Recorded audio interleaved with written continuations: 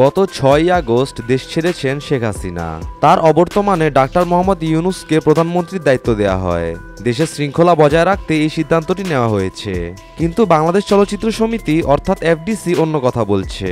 তাদের চাওয়া পাওয়াটাও অন্যরকম।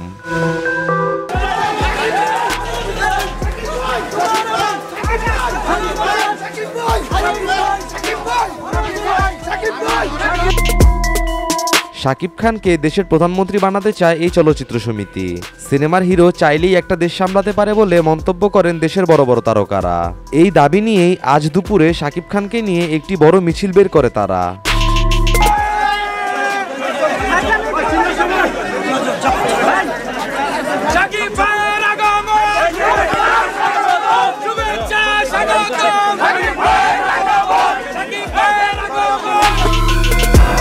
শাকিব খান এই দেশের সন্তান।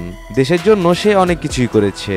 বহির্বিশ্বেও নিজের দেশকে খুব ভালোভাবেই রিপ্রেজেন্ট করেছে এই সুপারস্টার।